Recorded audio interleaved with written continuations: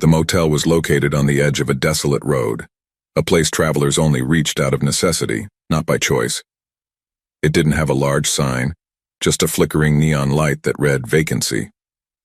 The walls showed peeling paint, and a few old cars occupied the parking lot. A faint smell of mold and dampness lingered in the air, like the memory of something old and neglected. Despite the gloomy appearance, Juan had no choice but to stop there. His eyes were heavy after driving for several hours, and the next town was nearly 100 kilometers away. He pushed open the glass doors of the lobby, where only a dim light illuminated the space. The reception desk looked as old as the place, with a small, rusty bell and a register book that seemed to have gone unused for years. Behind the desk stood an elderly man with a tired look, sunken eyes, and a smile that revealed yellowed teeth. "Need a room?" the man said in a hoarse voice. Juan nodded, too tired to care about how unsettling the place was. "Just for one night," he replied in a muted voice. The old man pulled out an old key with a nearly illegible number. 9. "The room's available, no one will bother you," he said without looking up. Juan felt a small twinge of discomfort, but his exhaustion overpowered it. He took the key, grabbed his bag, and walked down the narrow hallway. The lights flickered dimly and the air grew colder as he approached his room. The door to room 9 was slightly ajar, which made him pause for a second. He slowly pushed the door open and entered. The room was old and disheveled. The bed was made, but the sheets looked hastily arranged. The dresser had deep scratch marks and the mirror on the wall was cracked. The most unsettling thing was the smell. A metallic scent, almost like dried blood, lingered in the air. Juan decided to ignore his discomfort, blaming it on accumulated fatigue. He dropped his bag on the floor and went to the bathroom. The mirror above the sink was also broken, and as he splashed water on his face, he thought he heard a faint whisper. He stood still for a moment, looking around. He heard nothing else. "Must be the wind," he thought to himself. He returned to the room and collapsed onto the bed. Just as he settled in, he heard a strange sound, like something wet and sticky coming from beneath the mattress. Juan sat up quickly, his heart pounding, but he heard nothing else. He lifted the blanket and checked the mattress, but found nothing more than some old, faded stains. Still, the sound he had heard echoed in his mind. "This place is disgusting," he muttered, too tired to do anything about it. He closed his eyes and tried to sleep, but he couldn't rest. Dreams came in restless flashes, and at one point, he woke abruptly to the sound of something in the hallway. It was a dragging sound, like someone moving something heavy outside his room. Juan stayed still for a moment, his pulse quickening. He got out of bed and cautiously approached the door. He pressed his ear against the door and listened. The dragging sound grew closer and slower until it stopped right outside his room. Juan swallowed hard and grasped the doorknob, undecided. Should he open it? Finally, curiosity got the best of him. He slowly turned the knob and cracked the door open to peek out. The hallway was empty. There was no one, no sign of anything being moved. Juan exhaled in relief and shut the door. But as he turned around, his body tensed. Sitting at the edge of the bed was a person, a woman with tangled hair and eyes fixed on him. Her clothes were dirty, as if she had been in the same spot for days without moving. The woman said nothing, just stared at him, her breathing barely perceptible. Juan took a step back, panic rising in his throat. "What are you doing here?" he managed to ask, though his voice trembled. The woman didn't respond. She slowly stood up from the bed and walked toward him, her movements awkward as if she were exhausted. Suddenly, Juan noticed something strange about her hands. They were stained with blood, as if she had been dragging something. A chill ran down his spine. Without thinking twice, he ran to the door and bolted into the hallway. His footsteps echoed in the silence as he rushed toward the lobby. When he arrived, the old man was still behind the desk, looking at him with the same sunken eyes. "You found her, didn't you?" the man said in a low voice. Juan, fear pounding in his chest, tried to speak. Who is that woman?" The man stared at him and let out a sigh. "You'd better leave. Things happen here that you don't want to know about." Without hesitation, Juan ran to his car. As he shoved the key into the ignition, the engine roared to life and he sped out of the parking lot. As he looked in the rearview mirror, he saw the old man standing at the entrance, watching him drive away. The motel disappeared into the distance, but the fear lingered in his chest. The rest of the drive was silent. He knew something dark had happened in that place, but he didn't want to find out more. He just wanted to get as far away as possible.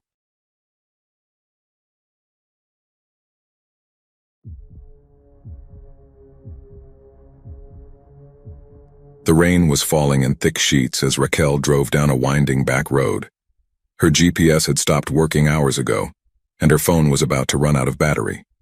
She had taken a wrong turn off the main highway and had been driving what felt like an eternity through the dense, dark forest. The headlights barely cut through the rain, revealing only endless trees and the slick, narrow road ahead of her. She was exhausted and desperate to find shelter. Then she saw it, a barely visible sign through the rain. Clark Motel. Vacancy. A wave of relief washed over her. A motel in the middle of nowhere wasn't ideal, but it was better than spending the night in her car. She turned into the gravel parking lot and parked in front of a small, dimly lit office. The building was old, clearly neglected for years, but the lights were on, and that was enough for her. Raquel hurried inside, shaking off the rain as she entered the lobby. Behind the counter was an elderly woman, her skin wrinkled and her gaze distant, as if she hadn't had human contact in a long time. "Need a room?" the woman asked in a raspy voice. "Yes, just for one night," Raquel replied, trying not to focus too much on the unsettling presence of the woman. The old lady slid a key across the counter without saying anything else. The number 13 was engraved on the worn metal tag attached to the key. Raquel hesitated for a moment, but she was too tired to worry about silly superstitions. She took the key and stepped back out into the rain. Room 13 was at the end of the motel, isolated from the others. Raquel unlocked the door and entered. The room was small and smelled of damp wood. The bedspread was old, faded, and stained in ways she preferred not to examine. She was exhausted, and all she needed was sleep. She locked the door and dropped her bag on the bed. Her phone buzzed with the last remnants of battery, so she quickly plugged it into the charger before it died completely. There was no signal anyway, so it didn't matter much. She just wanted to sleep. She lay down on the bed, the old springs creaking under her weight. Despite the discomfort, she soon fell asleep, overcome by the exhaustion she felt in that strange, decaying room. Sometime later, she awoke with a start, a noise.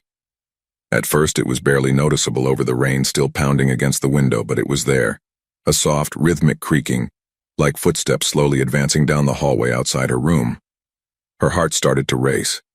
She sat up in bed, listening intently. The creaking continued, coming closer and closer until it stopped right outside her door. For a long moment, there was silence. Raquel's breathing was shallow, her eyes fixed on the doorknob, waiting for it to turn. But nothing happened. She exhaled shakily, her body tense. "It's just my imagination," she told herself. "The building is old, the wind anything." She lay back down, pulling the blankets up to her chin, trying to convince herself it was nothing. A few minutes passed, and just as she started to relax, the sound came again.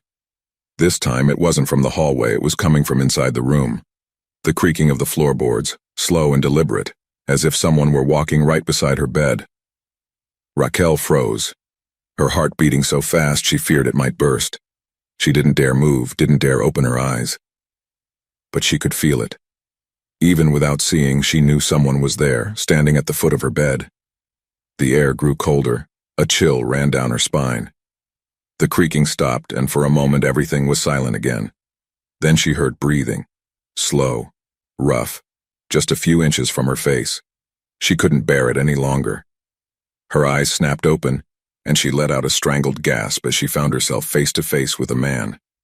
He was a stranger, a middle-aged man with dirty clothes and a face scarred by deep marks. His cold, filthy gaze revealed that he had no good intentions. He stood there, right beside her, watching her silently, not saying a word. Raquel screamed and leapt out of the bed, shoving him as she ran toward the door. The man didn't move, just kept watching her. Trembling, Raquel grabbed her bag and bolted out of the room, running into the rain. She didn't look back as she ran to her car, fear pushing her to move faster than she thought possible.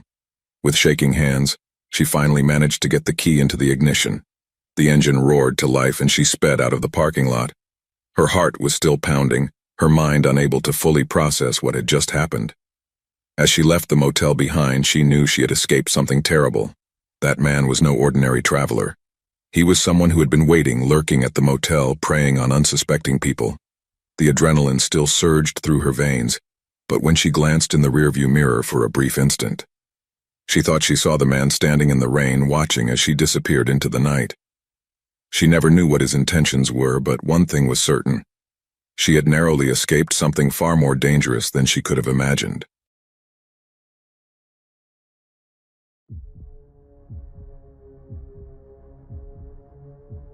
The wind howled through the trees as Jana drove along the nearly deserted highway, the night pressing in on her from all sides.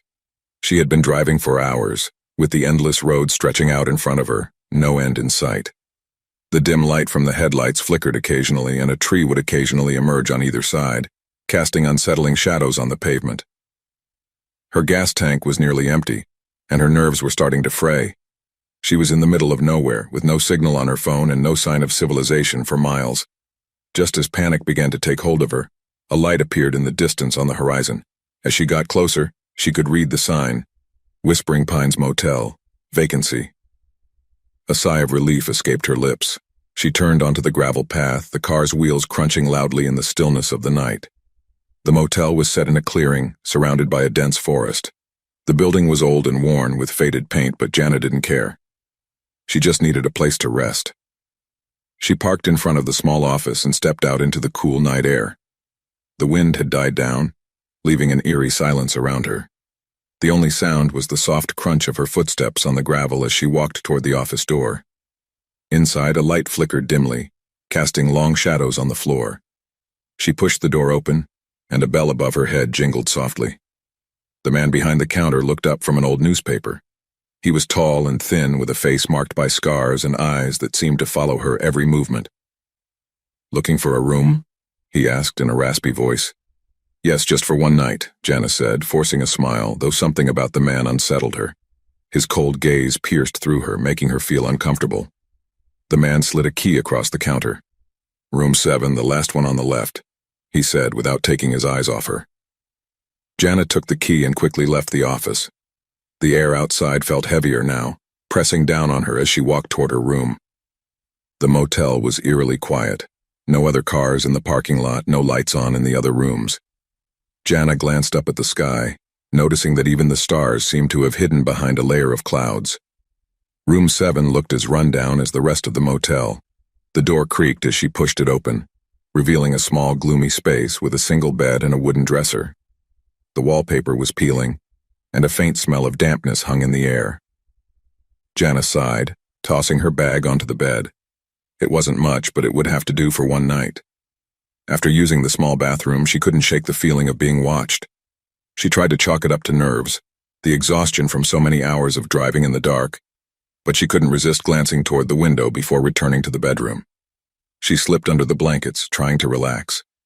The wind outside continued to rattle the window, making it jingle in its frame. Just as she was starting to drift off, she heard it, a whisper, at first barely noticeable, but it was there. She opened her eyes, holding her breath and straining to listen. Nothing. She shook her head, telling herself it was just the wind. But then it came again, this time clearer, a soft whisper coming from the hallway.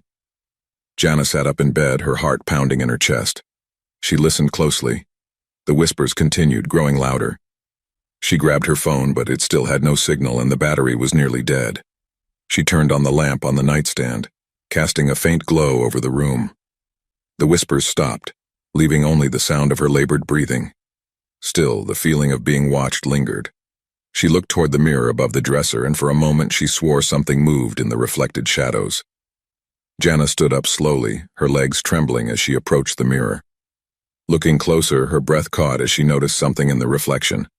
A small glint, as if something metallic was shining faintly under the dim light. She spun around, but there was no one in the room. Trembling, she decided to get out of there. She walked toward the door, but when she turned the knob, it was stuck. Her heart raced as she tried to open it, but it seemed locked from the outside. Suddenly, she heard heavy footsteps in the hallway. The door creaked and Jana stepped back. The lock rattled, but she couldn't see who was on the other side. She pounded on the door, calling for help, but there was no response. The footsteps continued, slowly fading away. Jana knew something was wrong with this place. Desperation seized her as she tried to open the window, but it was nailed shut. She heard noises from the office, and the footsteps stopped again. Finally, the doorknob gave way, and Jana dashed out toward her car. She started the engine, her hands trembling as she pressed the accelerator, speeding away as fast as she could. As she left the motel behind, the adrenaline still coursing through her body, She glanced in the rearview mirror and, for a brief moment, thought she saw the man standing in the office doorway, one hand in his pocket, holding what looked like a sharp object. She knew she had escaped something terrible that night, something real. No one ever learned what really happened at Whispering Pines, but Jana never told anyone about her experience again.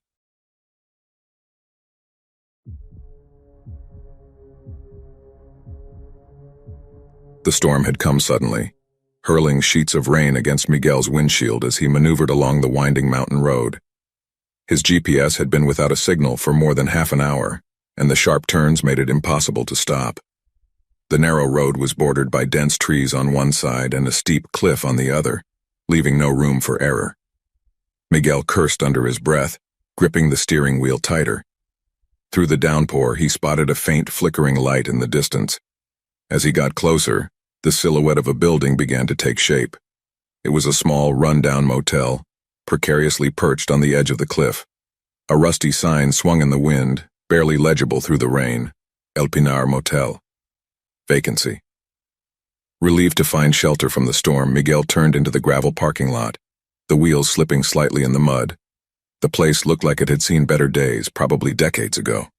The windows were dark and the building's wooden exterior was gray and splintered from years of neglect. He hesitated for a moment, but the storm was worsening and he had no other options. He quickly exited the car and ran inside.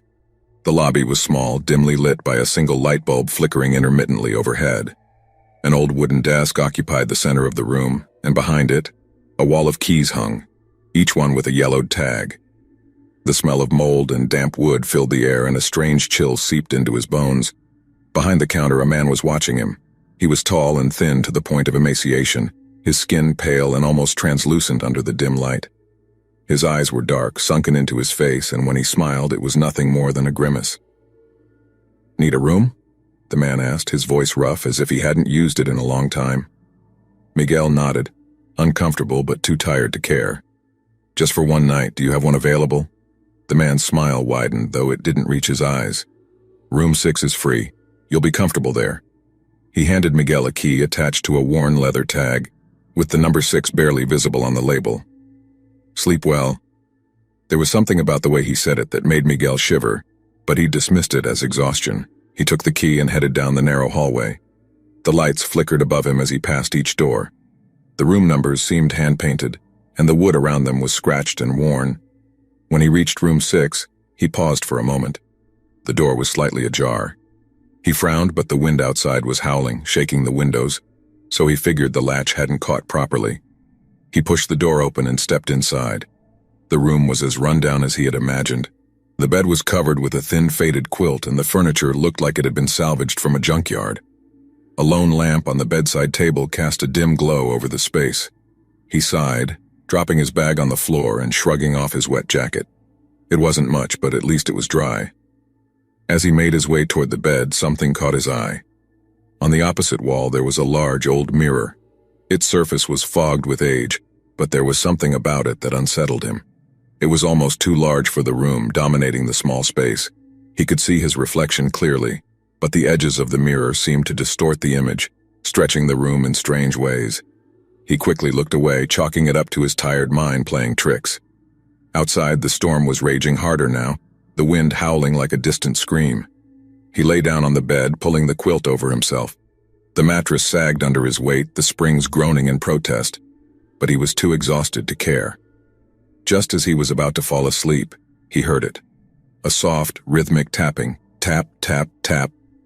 Miguel opened his eyes, his body tense. The sound was faint but unmistakable, like something knocking against wood.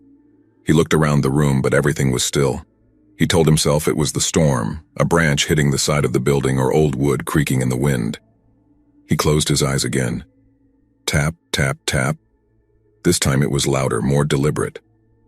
It wasn't the wind. He sat up, his heart starting to race. The sound seemed to be coming from inside the room. He looked toward the mirror. His reflection stared back at him, but something was wrong. The room in the mirror wasn't the same as the one he was sitting in. The bed was there and the furniture, but there was something else, something just out of view in the corner of the image. He squinted, leaning closer, trying to make out the shape. Then he saw it. In the reflection just behind him, A figure stood in the corner of the room. It was tall and thin, with impossibly long limbs. Its face was hidden in the shadows. Miguel's breath caught in his throat. He whipped around, but the room was empty. There was no one there. His heart pounded as he looked back at the mirror. The figure hadn't moved. It was still there, standing perfectly still in the reflection, watching him. Fear tightened in his chest, and he scrambled out of bed, backing away from the mirror without taking his eyes off it. The figure began to move, slowly at first, creeping toward him in the reflection. Its arms stretched unnaturally long, reaching for him. Miguel turned and ran for the door, his hand trembling as he fumbled with the latch. He yanked the door open and bolted down the hallway, the wind howling through the cracks in the walls. He didn't stop until he reached the lobby again, gasping for breath. The man behind the counter was still there, watching him with that same unsettling smile. "Is there a problem?" the man asked, his voice calm, almost amused. There's someone in that room," Miguel stammered. "In the mirror I saw—" The man let out a soft chuckle, a sound that sent a chill down Miguel's spine. "Ah, room 6, the man said. "I should have warned you. The mirror in there has a way of showing things." Miguel stared at him in horror. "What are you talking about?" The man leaned forward, his dark eyes gleaming under the dim light. "It shows you what's waiting for you. What's coming for you. The mirror never lies." Miguel backed away, his mind racing. He had to get out of there. He turned and ran for the door, but before he could reach it, the lights flickered and went out, plunging the room into total darkness. And in the absolute silence, he heard it again. Tap, tap, tap. Closer this time, right behind him.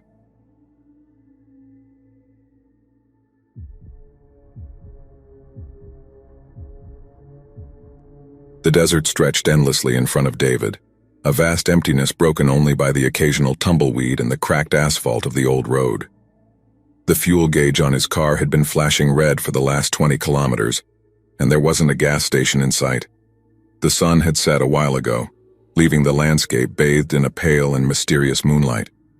The radio emitted nothing but static, and the wind outside had started to pick up, howling like a distant scream through the barren land.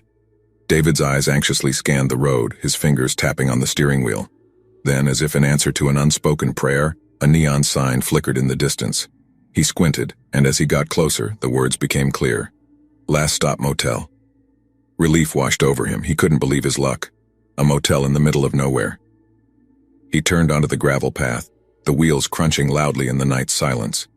The building was small, a single story with peeling paint and broken shutters. The neon sign buzzed and flickered sporadically, casting an eerie greenish glow over the parking lot.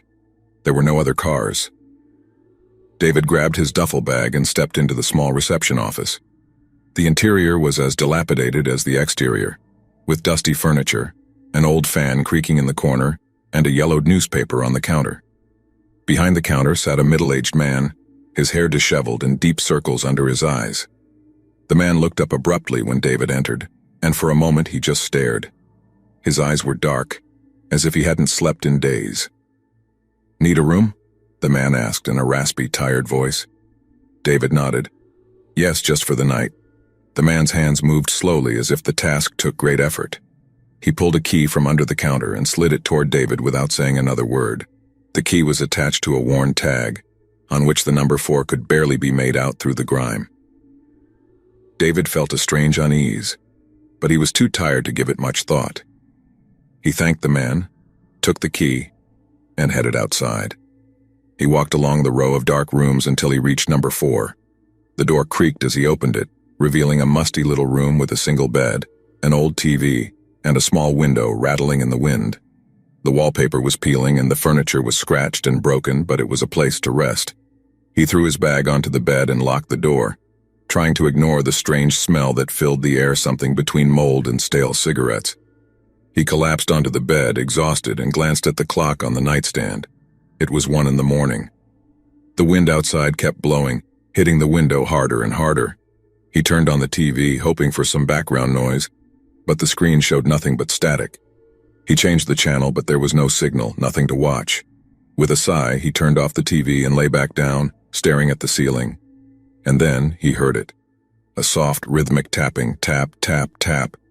At first he thought it was the wind, but the sound was too deliberate, too steady. It was coming from the wall next to his bed. He lay still, listening intently. The tapping continued, slow and firm, as if someone was gently knocking on the wood from the other side. The walls were thin, but he was sure the room next door was empty. He hadn't seen any other cars in the parking lot. Slowly, he pressed his ear to the wall, his heart starting to beat faster, tap, tap, tap. He pulled away quickly, unease settling in his stomach. It's nothing. Just an old building, he whispered to himself. Just the pipes or the wind. He lay back down, wrapping himself in the blanket, trying to convince himself it was all in his imagination. But the tapping didn't stop. It grew louder, more insistent. Tap, tap, tap. And then, without warning, it ceased. Silence filled the room, broken only by the howling wind outside. David held his breath, waiting, his body tense. Slowly, he turned his head toward the window, and his blood ran cold. There, standing outside, barely visible through the dirty glass, was a figure. It was tall and thin, its silhouette distorted by the trembling of the window, but it was there, just watching. David jumped out of bed, his pulse racing. He blinked, his heart pounding in his ears, and when he looked again, the figure was gone. Breathing heavily, he ran to the window and looked outside. There was nothing, only the empty desert and the flickering neon sign. His mind raced. Maybe it had been a trick of the light, shadows cast by the moon. But then the tapping returned. This time it came from the door. David turned slowly, fear rising in his chest. The doorknob rattled once, twice, and then it went still. His body went cold. He stared at the door, his mind screaming at him to do something. Anything, but his feet felt glued to the floor. The knock came again, louder this time, reverberating through his body. With trembling hands, he approached the door. His fingers barely touched the knob when the knock came again, so strong it seemed to shake the entire room. Suddenly, the door flew open, but there was no one there. The wind howled through the open door, bringing with it the smell of dust and decay. David stepped back, unable to comprehend what was happening. And then he saw it. The shadow on the ground, stretching out in front of him. He slowly looked up. The figure was standing in the doorway. Its face was hidden in the shadows, but its eyes gleamed in the dim light. David fell backward, his legs giving out under the weight of his terror. The figure stepped inside, its movements slow and deliberate, each step echoing unnaturally in the small room. It advanced toward him, its eyes locked on his. David couldn't move. His body was frozen in fear. The figure leaned in closer, and in a barely audible whisper it said, "You shouldn't have come."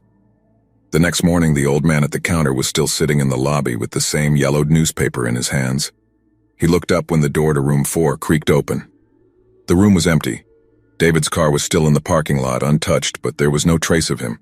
Only the bed, perfectly made, and a single set of footprints leading from the door to the center of the room where they stopped.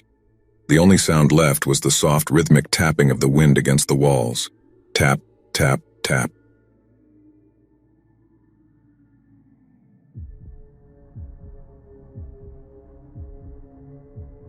The old road cut through the forest like a scar, winding through kilometers of dense, unexplored jungle. Mariana had been driving for hours. Her GPS had stopped working a long time ago, leaving her to rely on her instincts. She hadn't seen another car in what felt like an eternity, and daylight was fading quickly, swallowed by the darkness creeping over the forest. She was nearly out of gas and had no idea where the nearest town was. Panic was beginning to take hold when she spotted a sign up ahead. La Aurora Inn, 3 kilometers. Relieved, she followed the narrow, neglected road that led her toward what she hoped would be a refuge for the night. The forest seemed to close in around her as she drove, the trees towering higher and more menacing, almost suffocating her. Finally, the inn came into view. It was an old structure, like something from another century. Its Victorian architecture was crumbling, the paint peeling like dead skin, but a faint light flickered in one of the windows. Mariana parked her car in the gravel entrance and turned off the engine. The silence that followed was even more unsettling than the long drive. The air was thick, heavy with the smell of wet earth and decaying leaves. She could hear the distant whisper of the wind through the trees, but there was no other sound. No crickets, no traffic, nothing. It was as if the whole world had stopped. She grabbed her bag and approached the front door. A bell rang softly when she pushed it open, stepping into a dimly lit lobby. The interior was no less eerie than the exterior. The wallpaper was faded and torn, the antique furniture worn and covered in dust. An old chandelier flickered overhead, casting long shadows that seemed to move in unnatural ways. Behind the counter, a middle-aged woman with graying hair was watching her. Her face was pale and gaunt, but she gave a weak smile when she saw Mariana. However, her eyes didn't reflect that smile. "Looking for a room?" the woman asked, her voice barely audible. Mariana nodded. "Yes, just for one night. I'm running out of gas and I don't know where the nearest station is." The woman's smile faded for a moment. "We don't get many visitors around here," she said, her voice little more than a whisper. "The last gas station is about 30 kilometers back and there's nothing else until the road joins the highway again. But you're welcome to stay. We have plenty of rooms." Mariana hesitated. Something about the woman's tone unsettled her, but it was late, and she had no other options. "Room 3, the woman said, sliding an old-fashioned key across the counter. "It's on the second floor, first door on the right." Mariana took the key gratefully and headed toward the wooden staircase that creaked under her feet. The higher she climbed, the colder the air seemed to get, and the dim light barely illuminated the narrow hallway. When she reached room 3, a wave of discomfort washed over her. The door was slightly ajar. She cautiously pushed it open and stepped inside. The room was small but clean. A four-poster bed covered by a heavy quilt and a large wardrobe stood against the far wall. A single window overlooked the forest, but the view was obscured by a thick fog rolling in from the trees. Mariana placed her bag on the bed and closed the door behind her, making sure to lock it. After a long day of driving, all she wanted was to lie down and rest. But as she sat on the edge of the bed, something didn't feel right. There was an overwhelming stillness, as if the room itself was holding its breath. The wardrobe caught her attention. It was large, imposing, and there was something unsettling about it. It was slightly crooked, as if it had been hastily shoved into place. The brass handles gleamed faintly in the dim light, and for a moment she thought she heard something, a faint whisper coming from inside. She shook her head, telling herself she was tired and that her mind was playing tricks on her. She crawled under the blankets, closing her eyes, hoping sleep would come quickly. The tapping started just as she was about to fall asleep. At first she thought it was the wind, a branch brushing against the window, but the rhythm was too regular. Tap, tap, tap. It was coming from inside the room. Her heart began to race. She slowly sat up in bed, her eyes scanning the room. Nothing seemed out of place, but the tapping continued, soft but persistent. It was coming from the wardrobe. Fear crept over her, sending chills down her spine. Her gaze locked on the wardrobe, her breathing quickening. She tried to tell herself it was nothing, but the sound wouldn't stop. Slowly she climbed out of bed, her legs trembling. The air felt heavier, oppressive. With each step she took toward the wardrobe, her pulse quickened. She knew she should stop, but something pushed her to keep going. Her hand hovered over the cold brass handle. Her trembling fingers brushed the metal, and for a moment she hesitated. She was about to step back when she gathered the little courage she had left and pulled the door open. The wardrobe was empty. Mariana exhaled in relief, letting out a nervous laugh. Of course, there was nothing there. It had all been her imagination. She closed the door, feeling foolish, and turned to head back to the bed. But then, the wardrobe slowly creaked open behind her. Mariana froze. Her blood ran cold at the sound of the door. She had closed the wardrobe, she was sure of it. Slowly, she turned around. The wardrobe door was open just enough to see the darkness inside. And then she heard it. A low, raspy breath coming from deep within the wardrobe. Her heart raced even faster, her hands shaking as she backed away. The breathing grew louder. The door opened a little more, and a hand emerged, rough and pale. A man stepped out of the wardrobe, his face scarred. He stood up, a twisted smile on his face. "Did you think you'd be alone tonight?" the man murmured as he moved toward her. Mariana ran for the door, but the man caught up with her, throwing her to the ground.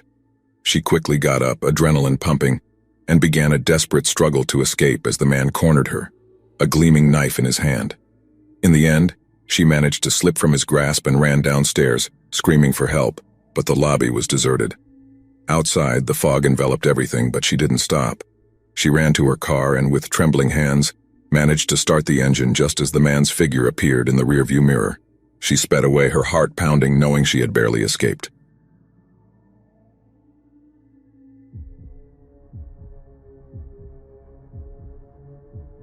The rain had been falling non-stop for hours, turning the narrow rural roads into muddy paths almost invisible under the downpour. Martin gripped the steering wheel tightly, his knuckles white as he squinted to try and see through the windshield. The wipers moved frantically, but they barely managed to clear the torrents of rain pounding against the glass. His GPS had stopped working kilometers ago, and now he was completely lost in the middle of nowhere. Just when he thought he'd have to stop and wait out the storm, he saw a faint light flickering up ahead. A sign emerged from the darkness. Las Colinas Inn. Vacancy. A sigh of relief escaped his lips as he turned onto the gravel path. The building of the small isolated inn was old, with paint that had once been bright now peeling from the walls, and the windows were dark except for a dim light shining near the entrance. It looked run down, but it was shelter, and that was all Martin cared about at the moment. He stepped out of the car, the rain soaking his clothes within seconds as he hurried toward the front door. He knocked once, then twice, before the heavy wooden door slowly opened. A thin elderly woman looked at him from the doorway. Her face was pale and gaunt, her eyes sunken but still sharp. "Looking for a room, dear?" the woman asked in a soft, almost whispering voice. Martin nodded, shivering from the rain. "Yes, just for the night, please, the storm." Of course," the woman said with a smile that didn't reach her eyes. "We don't get many visitors these days. You're in luck, we have one room left." Martin quickly stepped inside, grateful for the warmth. The lobby was dimly lit with outdated decor that recalled times long past. Worn velvet armchairs and an antique chandelier hung from the ceiling, casting long shadows on the walls. The woman moved slowly to the counter, pulling a rusty key from behind an old guest book. The key seemed to be made of brass, and it had the number 5 engraved on it. "Here you go, room 5, she said, handing him the key. "It's on the second floor at the end of the hall." Martin took the key, murmuring his thanks, and climbed the narrow wooden staircase, which creaked under his weight. The air in the hallway was heavy, dense, as if it hadn't been aired out in years. The lights flickered dimly, casting shadows that seemed to move strangely along the walls. When he reached room 5, he felt a chill. The door was slightly ajar. Frowning, Martin pushed the door open and stepped into the room. It was small, with a single bed covered by a faded quilt and an old wooden wardrobe in the corner. A window overlooked the dark, rain-soaked fields. The only source of light was a bedside lamp emitting a faint yellow glow. He placed his bag next to the bed and closed the door, making sure the latch was secure. Something about the atmosphere unsettled him, but he was too tired to pay much attention. He just wanted to sleep and wait for the storm to pass, so he could continue his journey the next morning. He lay down on the bed, kicking off his shoes and letting the warmth of the blankets envelop him. He turned off the lamp, and the room was plunged into darkness, save for the occasional flashes of lightning illuminating the window. Just as he was about to fall asleep, he heard it, a soft rhythmic tapping. Tap, tap, tap. His eyes snapped open. The sound was barely a whisper, but it was clearly coming from inside the room. His heart began to beat faster, and he lay still, listening intently. Tap, tap, tap. The sound continued, as if someone was gently knocking against the wood. He looked around, trying to pinpoint where it was coming from. His eyes landed on the wardrobe. The darkness covered its contours, but he was sure the sound was coming from there. Martin swallowed, his mouth suddenly dry. Tap, tap, tap. The knocking continued, insistent and steady. He took a deep breath, and with trembling hands, he turned the lamp back on. The sound stopped immediately. He looked at the wardrobe, which seemed imposing in the faint light. The handles gleamed slightly under the lamp, and Martin suddenly felt foolish. It was probably just the old building creaking in the wind, but there was something unnerving about the stillness of the room. Finally, he threw off the blankets and got up, his bare feet making a soft sound on the wooden floor. He slowly approached the wardrobe, his breath shallow as he reached for the brass handle. He swung the door open. The inside of the wardrobe was empty. Martin let out a nervous laugh, relieved. "I'm losing my mind," he muttered to himself. But when he turned to go back to bed, he saw it. Inside the wardrobe door, deep scratches were carved into the wood. Dozens, no, hundreds of scratches, as if something or someone had been desperately clawing from the inside to get out. Martin's stomach churned. He slammed the wardrobe door shut, his hands shaking. He had barely taken a step back when the tapping started again.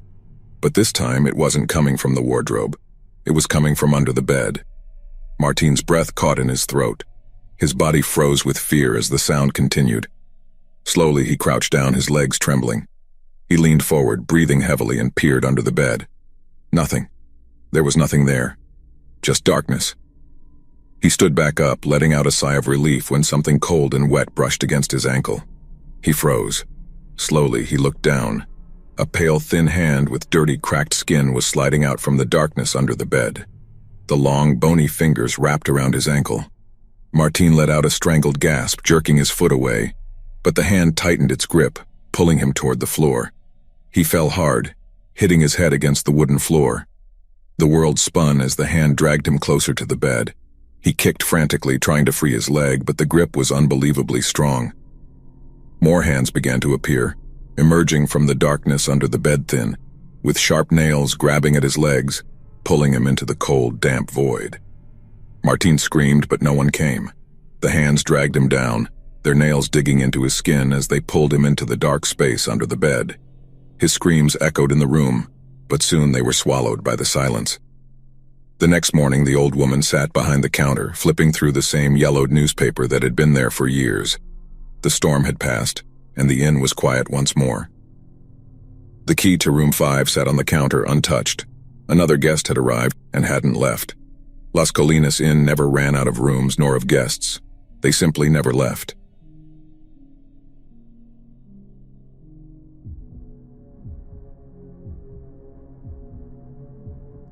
The forest road was dark, illuminated only by Clara's high beams as she drove deeper into the trees.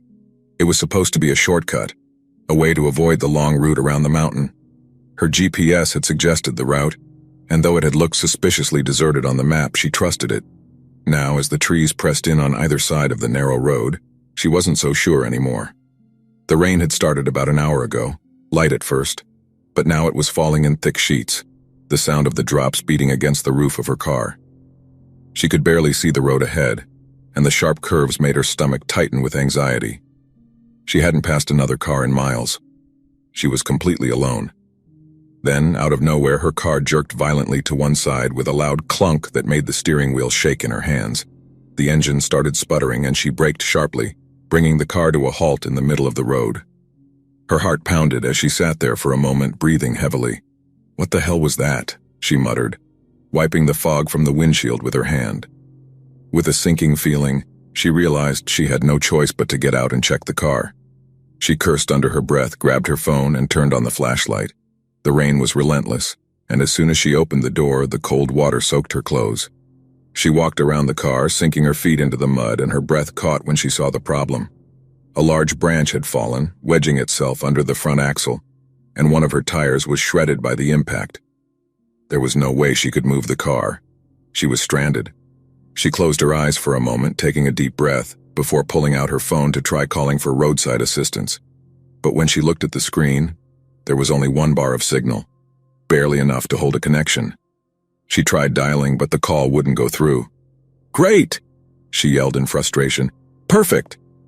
She was alone in the middle of nowhere, with no signal and a broken-down car.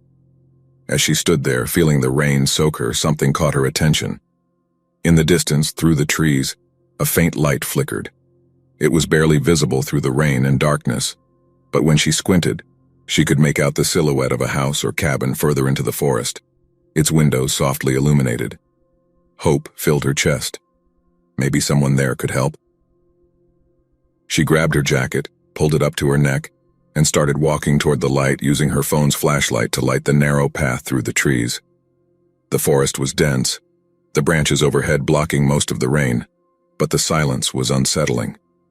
Every crack of a branch or rustle of leaves made her glance over her shoulder, her heart pounding with a mix of anxiety and fear. After about 10 minutes, she reached the cabin. It was old, with a dark wooden facade weathered by years. The windows were small and fogged, and a faint light flickered from inside, casting shadows over the muddy ground. There was no sign of life, no cars, no movement, but she had no other choice. Clara knocked on the door, her hand trembling. "Hello?" she shouted over the rain. "Is anyone home?" Silence. She knocked again, harder this time, her heart beating faster in her chest. After a long pause, she turned the door handle. It was unlocked.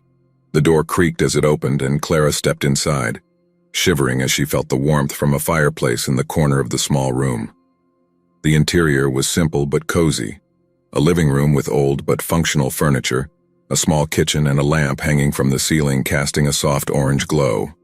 "Hello?" she called again. No one answered. Clara felt a bit like an intruder, but the warmth and dryness were too comforting to ignore.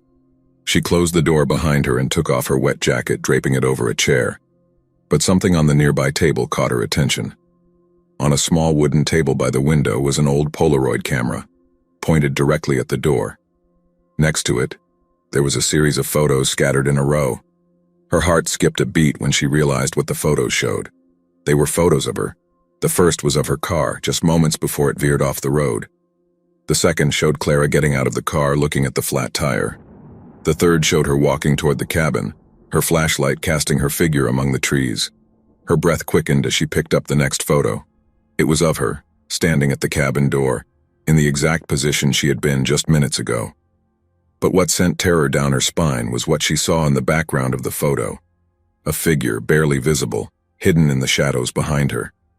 A tall, hunched figure, with its face obscured in the darkness. Clara dropped the photo, fear starting to take over. She turned, scanning the room with wide, terrified eyes.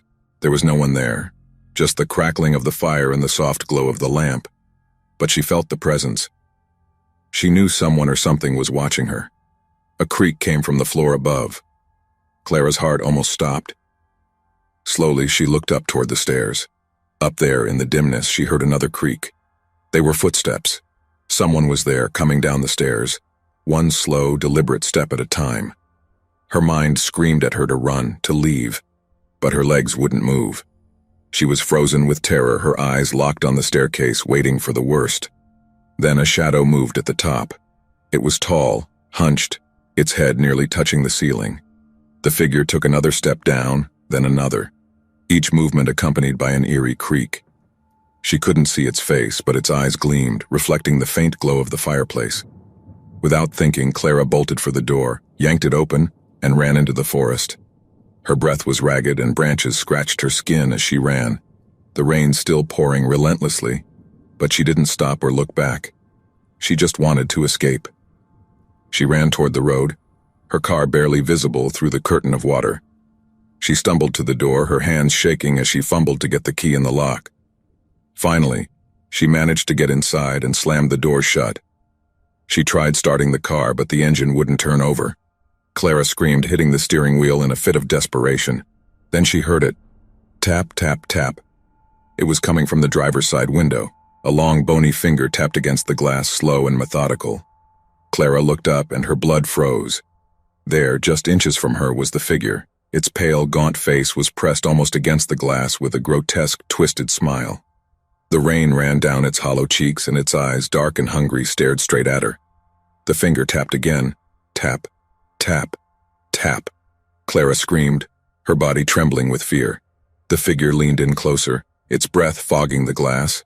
It smiled wider, its rotting teeth showing between blackened lips, and then it whispered, "You shouldn't have come here."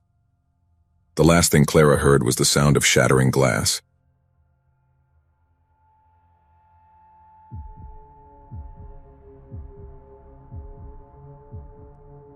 The old hotel stood on the outskirts of a small town, a forgotten relic from another era.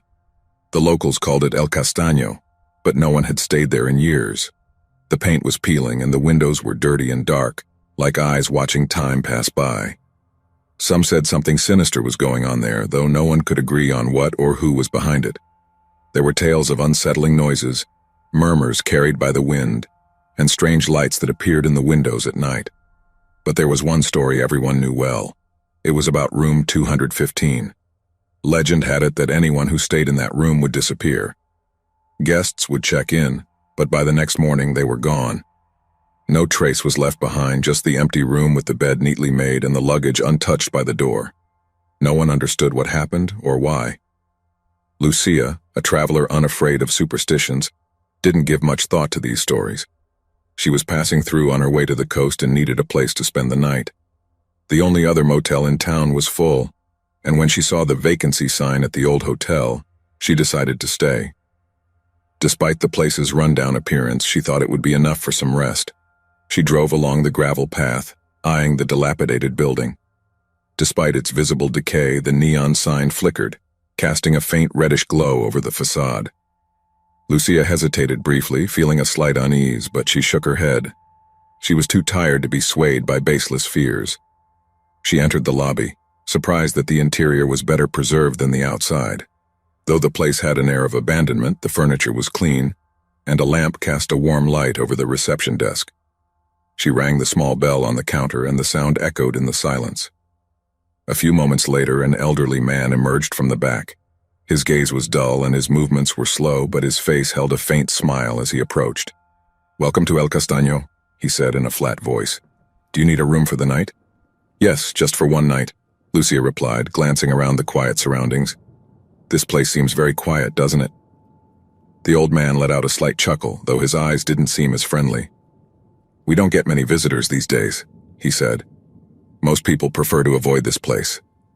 Lucia smiled at his comment. "Because of the stories about room 215?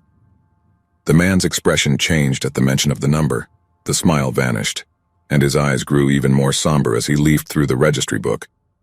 His hands trembled slightly as he turned the pages. "We don't use that room anymore," he said in a barely audible tone. "I'll assign you room 212. It's at the end of the hall." Lucia raised an eyebrow but decided not to ask further. She took the key the old man handed her and headed upstairs to the second floor. The hallway was long and dimly lit. The carpet was worn and her footsteps echoed softly as she walked, checking the numbers on the doors. 210, 211. Then she stopped. The door to room 215 was slightly ajar. A light flickered faintly inside, casting eerie shadows on the hallway floor. Lucia felt a shiver run down her spine. She didn't believe in ghosts or horror stories, but there was something about that room that made her uncomfortable.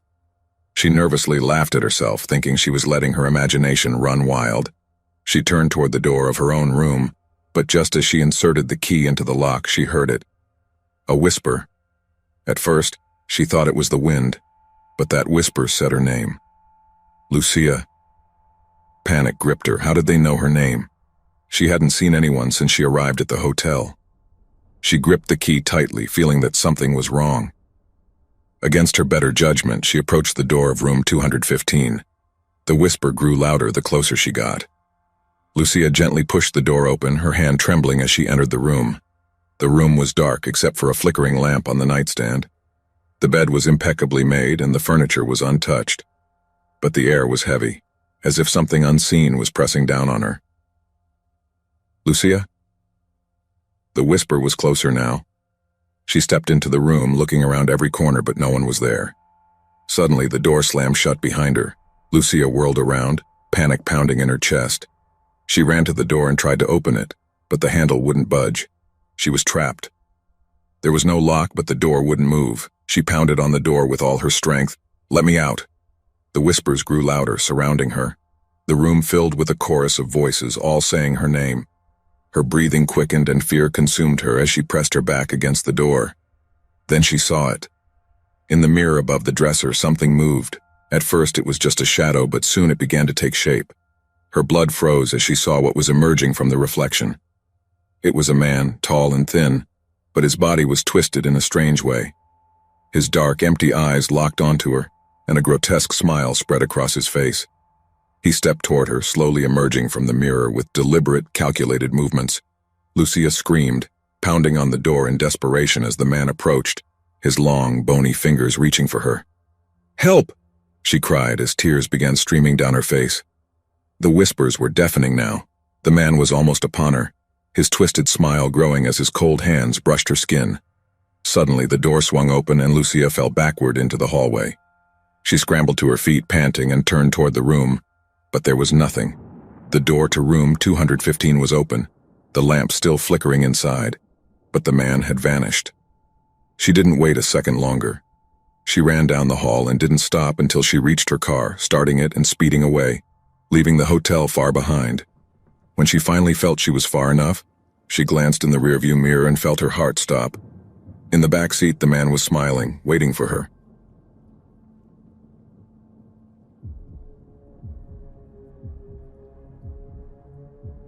The storm roared outside as Valeria drove along the winding country road, her car struggling to move forward through the thick fog and torrential rain. The windshield wipers moved frantically, but barely made a dent against the torrent of water pounding the windshield. She cursed under her breath, gripping the steering wheel tighter as the headlights barely illuminated the road ahead. She had been driving for hours, and her GPS had stopped working a long time ago. Her phone had no signal either. The last town was far behind her, and she hadn't expected the area to be so remote. But now, with the storm intensifying and the darkness closing in, she knew she had to find shelter fast. Just as anxiety was starting to take over, an old weathered sign appeared at the edge of the road. Barely visible under the torrential rain, the faded letters read, "Valley Ridge Inn." Vacancy. Valeria let out a sigh of relief. It wasn't much, but it was something. She turned onto the gravel path leading to the inn, feeling the wheels slip slightly in the mud. After what felt like an eternity, the silhouette of the inn emerged from the fog. The building was old, perhaps centuries old, with ivy creeping up the stone walls. The windows were dark and unwelcoming except for a flickering light near the entrance. Valeria parked the car, turned off the engine, and hurried to the door, her coat already soaked by the relentless rain. She knocked once, twice, before the heavy wooden door creaked open. An elderly woman, thin and pale, stood in the doorway. Her sunken eyes seemed to watch Valeria with a strange glimmer. "Looking for a room, dear?" the old woman asked in a soft, almost whispering tone. Valeria nodded, shivering. "Yes, just for the night. The storm—" Of course, the woman said with an unsettling smile that didn't reach her eyes. "We don't get many visitors these days. You're lucky, we have one room left."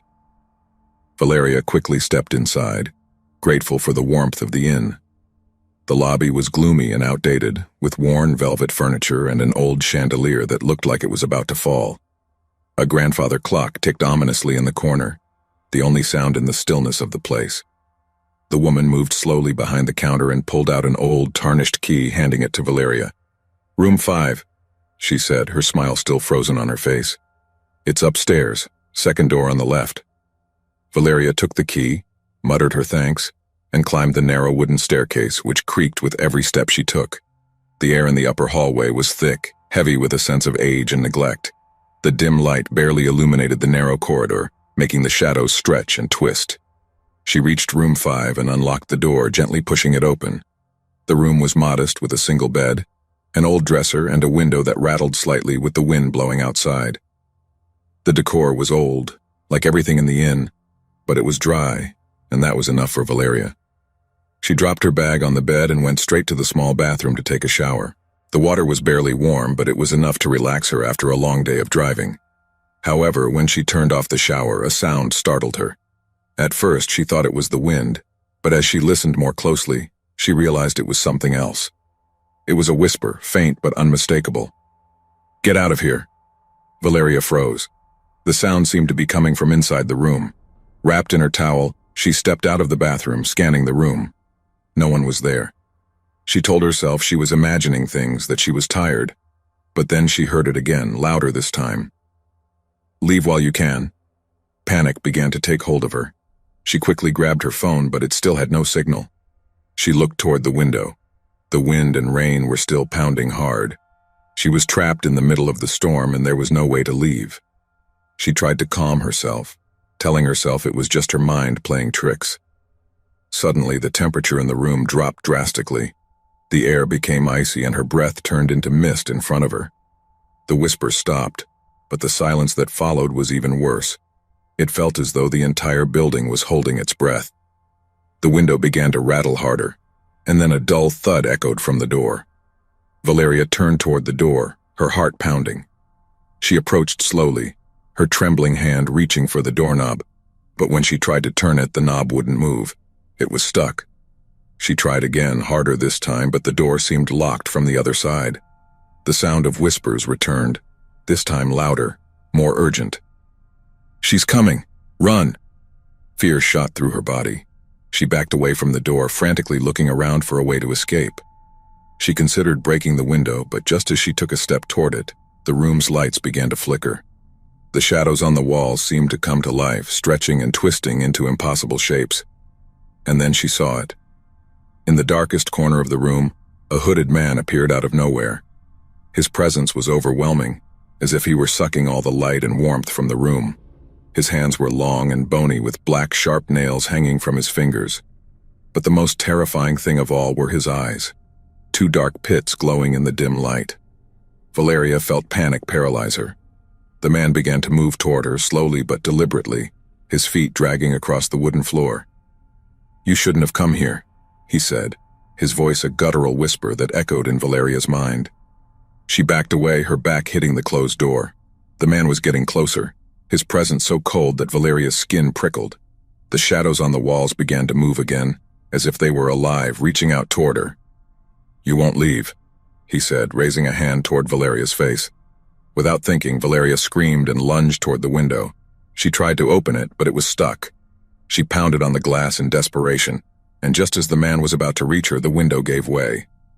Valeria threw herself outside, falling into the cold rain, landing roughly on the muddy ground. She got up quickly, not looking back, and ran toward her car, her heart pounding so hard she thought she might faint. With trembling hands, she managed to unlock the car door, start the engine, and slam her foot on the accelerator. The car skidded on the gravel, then shot forward down the road. She drove as fast as she could, not stopping until the inn was far behind, swallowed by the darkness of the storm. Only then, when she felt safe, did she allow her breathing to calm. She was soaked, trembling, but she was alive. However, when she looked in the rearview mirror, her heart stopped. There, sitting in the back seat, was the old woman, smiling with a twisted grin. "I told you, dear," she whispered, her voice dripping with malice. "No one ever leaves Valley Ridge Inn." The last sound Valeria heard was the car's locks clicking, trapping her inside.